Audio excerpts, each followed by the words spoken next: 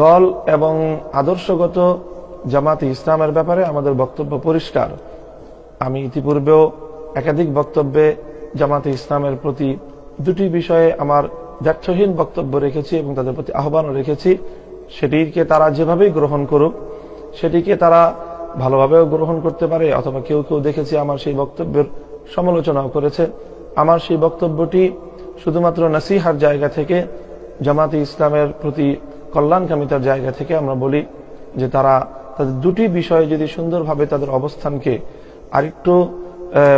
স্বচ্ছ এবং আরো সুচিন্তিত মতামতের দিকে তারা আসতে পারে,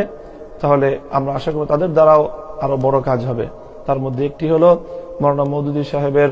যে সকল চিন্তা এবং তার যে সকল দর্শনগুলো, তার যে সকল বক্তব্যগুলো উপমহাদেশের হাক্কানি উলামায়ে কেরামের সাথে মতপার্থক্যপূর্ণ রয়েছে, এবং মওলানা মওদুদী সাহেবের যে বক্তব্যগুলোকে আলেম উলামায়ে কেরাম কোরআন সুন্নাহর দৃষ্টিতে তারা সেটাকে সঠিক নয় বলে ব্যক্ত করেছেন, তার সেই ভুল বক্তব্যগুলো থেকে, তার সেই ভুল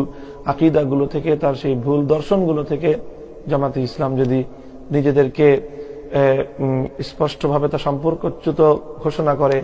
অথবা সেই ভুল বক্তব্যগুলোকে যদি প্রত্যাখ্যান করে, তাহলে আমি মনে করি যে বাংলাদেশের আলেম সমাজ জামাতে ইসলাম সম্পর্কে তাদের যে নেতিবাচক অবস্থান সেটিও পুনর্মূল্যায়িত হবে এবং উলামায়ে কেরামের সাথে তাদের যে মতপার্থক্য রয়েছে সেই মতপার্থক্য দূরীভূত হওয়ার একটি ক্ষেত্র তৈরি হবে। সেই সঙ্গে জামাতে ইসলামের দলগতভাবে, বিশেষ করে বাংলাদেশ জামাতে ইসলামের দলগতভাবে 1971-এর স্বাধীনতা যুদ্ধের সময় যে তাদের যে ভূমিকা, সেই ভূমিকা বিষয়েও তাদের দলীয় সুস্পষ্ট কোনো একটি দিক নির্দেশনা যদি তাদের নেতাকর্মীদের সম্মুখে আসে, তাহলে সেটিও বাংলাদেশের তাদের রাজনীতির জন্য অনুকূল হবে। তাদের যদি কোনো ভুল ভ্রান্তি থেকে থাকে 71-এর ভূমিকার দিক থেকে দলগতভাবে, তাহলে সেটিও জাতির সামনে তারা যদি দুঃখ প্রকাশ করে নেয়, তাহলে তাদের সেই অধ্যায়টিও